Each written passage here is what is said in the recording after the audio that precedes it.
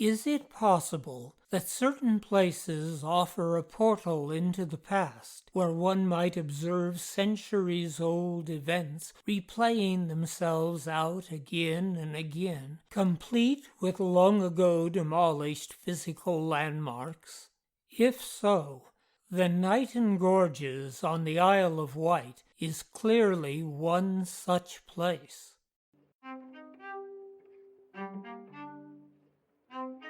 This is Mark Lyon. Welcome to the Other Realm.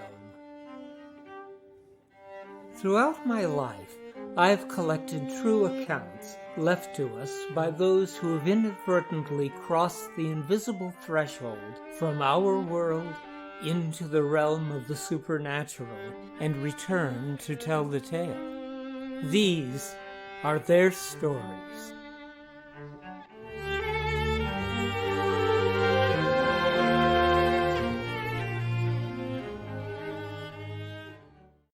Undoubtedly, one of the most beautiful houses on the Isle of Wight was the ivy-covered, grey stone Gothic-style manor house near the village of Newchurch, known as Knighton Gorges. With parts of the house dating back to the 11th century, Knighton Gorges played a highly important role in the island's history. The name Knighton comes from the Celtic word Knighton, which means the place of a fight, a name highly appropriate for an estate whose owners throughout its history were often engaged in bloody conflicts. As early as the 14th century, ghostly moans and wailing were said to emanate from the room in which Sir Theobald Russell died from wounds sustained while defending the island from French invaders. When, in the 16th century, a new owner remodeled parts of the manor in the course of adding new additions to the house, screams and the rattling of chains filled the air, while the furnishings of the haunted room flew about with such frequency that it became necessary to call a priest to conduct a not altogether successful exorcism. In the 18th century, Knighton Gorges became both the scene of a suicide and the focus of a notorious sexual scandal. Finally, in the early 19th century, the owner had the great manor house demolished in order to eliminate its costly maintenance and lessen his tax load. But that would not be the last of Knighton Gorges. Many years later, a young traveler sought shelter at a house in Newchurch on a cold winter's night. Over a much-appreciated dinner, he complained of how earlier that evening he had almost been run down by a carriage pulled by two horses racing up a drive leading to a grand house. Rightly upset by this, he had made his way to the house, seeking recompense for this indignity. He heard music coming from inside the house, but no one heeded his insistent knocking on the door. He peered into a window, and through a small opening between the curtains, he could see what appeared to be a costume party, with all of the guests attired in Georgian dress taking place in the drawing-room. He began rapping on the window, but as nothing he did succeeded in gaining the partygoers' attention, he finally gave up and made his way to Newchurch. The young man's story seemed quite strange to his hosts, as they were unaware of any such house existing anywhere in the vicinity. When he showed them the house's location on a map, they were stunned, for he had pointed to the exact site of the long-ago demolished Knighton Gorges. Over the years, others reported the occasional reappearance of the phantom manor, as well as hearing music emanating from the house site.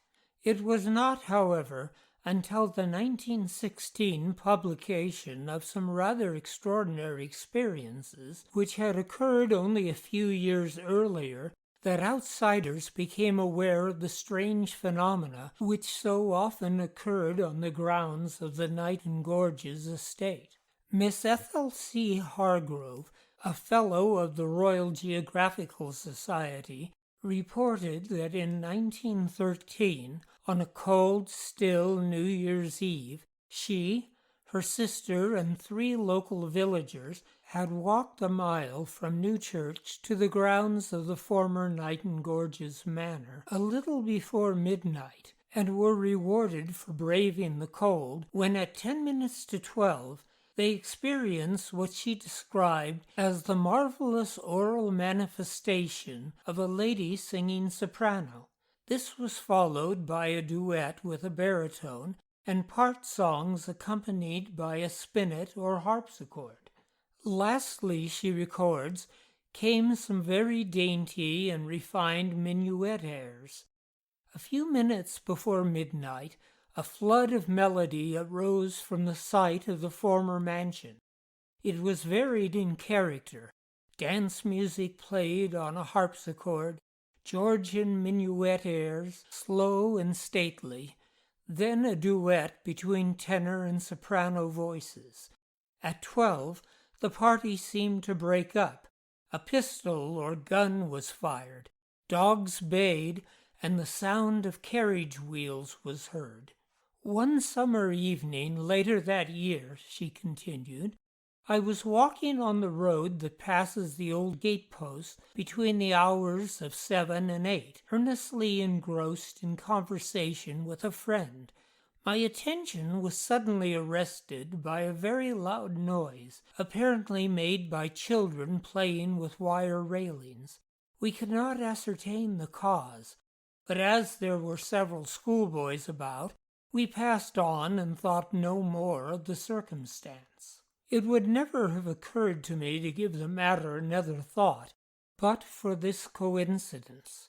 A few days later, on Monday, 6 July, I was sitting on the fallen trunks shortly before 8 p.m.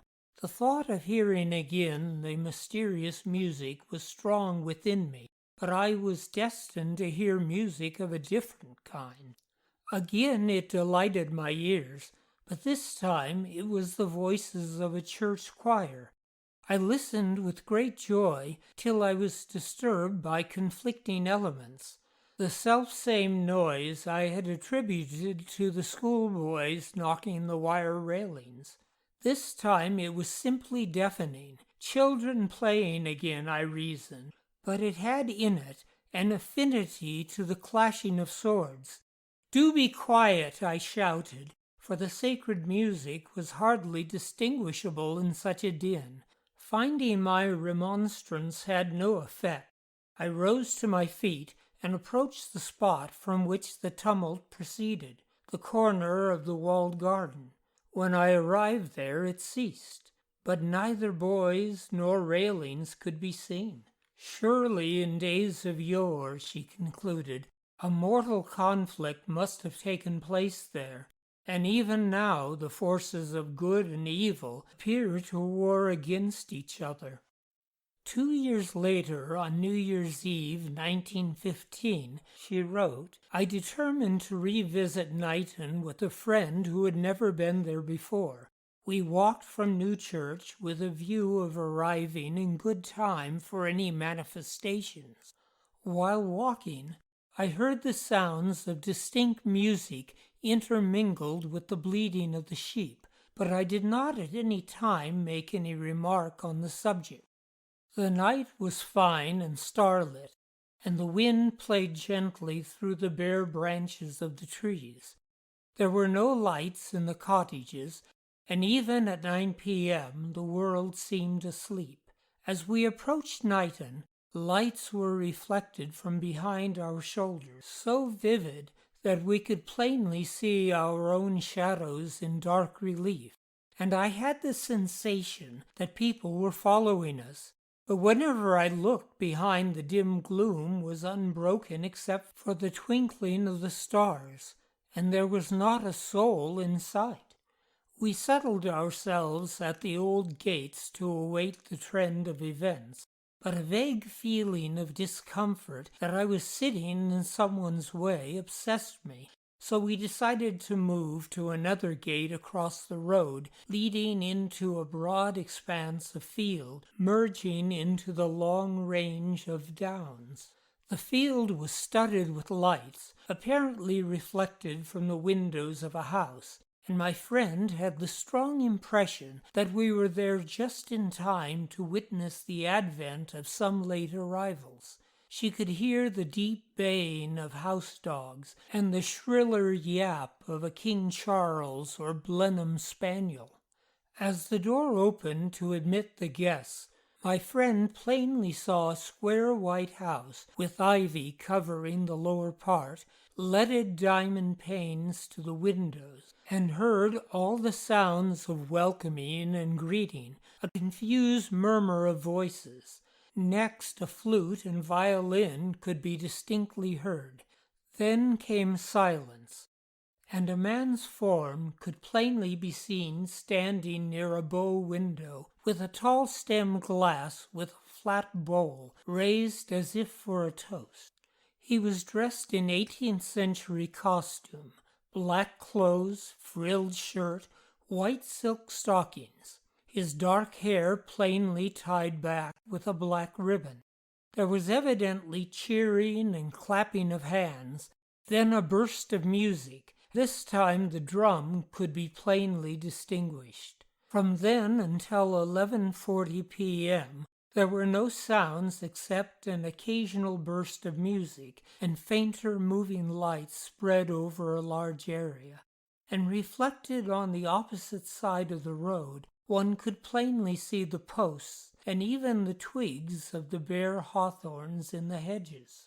I walked up and down the road a little way to keep warm, and when I rejoined my friend, twice I turned towards the wrong opening, misled by the powerful light.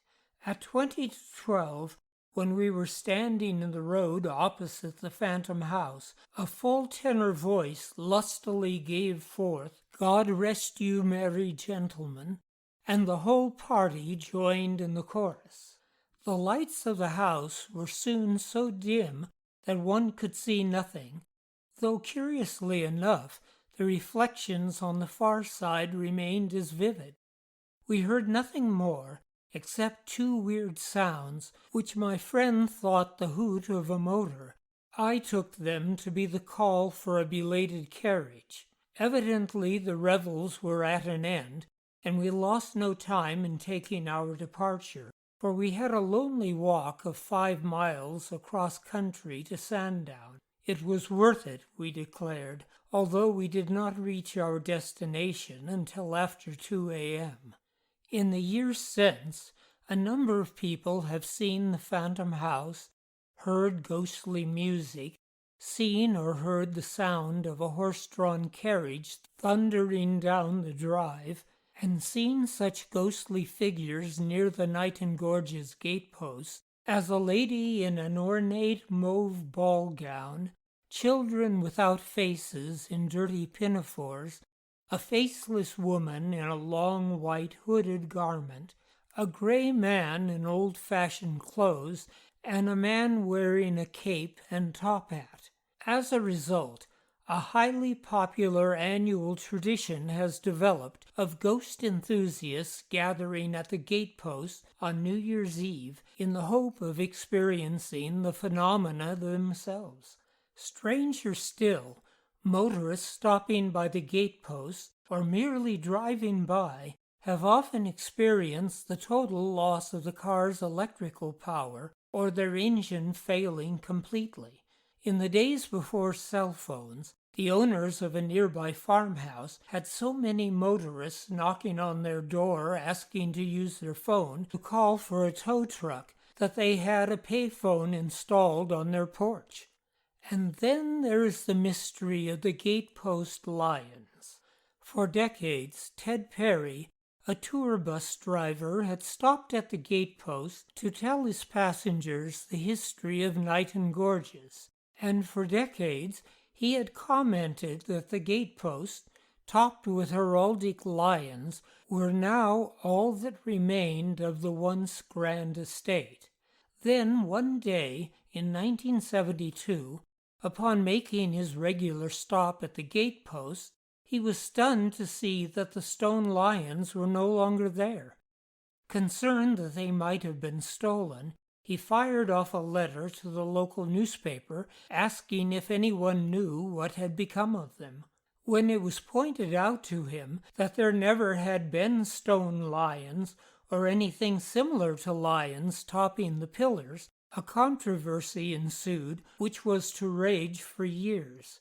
Although the earliest known photograph of the pillars, published in 1916, clearly shows the pillars without lions or a stone animal of any kind, numerous locals flocked to Perry's defense, reporting that they also had in recent times seen lions or griffins or some such stone carvings atop the pillars. In one case, a woman testified to clearly seeing a stone lion atop one of the pillars, only to have it begin to shimmer and vanish. Another local reported having seen the stone lions when visiting the site at night, but never during daylight hours. Gay Baldwin, a friend of mine who conducts ghost tours on the Isle of Wight and who has written 8 books on the subject, decided to investigate and discovered that at one time in the distant past, the gateposts were called the dog pillars because well over a century ago there had indeed been either stone dogs or lions which looked like dogs perched atop the pillars. But, she was told, an early owner of the property had taken them away to decorate another of his estates. Gay later compared the remaining part of the pillar tops with a diamond-shaped board hanging in the local church displaying the coat of arms of a member of one of the families which had once owned Knighton Gorges, and found that the remaining part of the stone carving atop the pillar matches exactly the wreath and coronet above the helmet surmounting the family's coat of arms, a helmet upon which rose the family crest. A dog! That being the case, it seems clear that what remains today atop the pillars is the lower half of a family crest, a crest which at one time would have been topped by a sculpture of a dog, a sculpture which could from a distance easily be mistaken for an heraldic lion. And so the mystery of Knighton Gorges continues. Is Knighton Gorges a place in which both the present and the past exist simultaneously? Are there supernatural forces at work which science cannot explain? I have no answers. I know only that each of the accounts I have just recalled are absolutely true.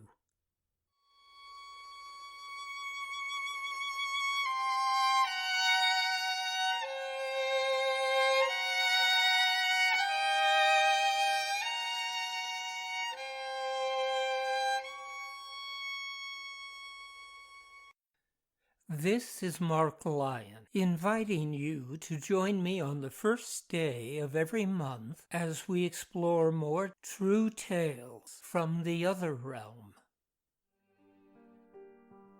The Other Realm is a production of Wind Whistle Theater. Our music was composed by Dan Heflin. Support for The Other Realm has been provided by HauntedIsles.com, offering private and small group tours of haunted Britain and Ireland, and by Heftone Studios, producers of Phantoms of the Holbrook, a docudrama relating true events occurring at what well may be the most haunted hotel in the entire world, and Nadelei, a modern retelling of the German legend of the Lorelei, and by Windwhistle Press, publishers of Jessie Adelaide Middleton's classic trilogy of true tales of the supernatural, The White Ghost Book, The Grey Ghost Book, and its sequel, Another Grey Ghost Book, and Lep Castle, The House of Horrors, by Mildred Darby, and San Francisco Ghosts by Mark Lyon.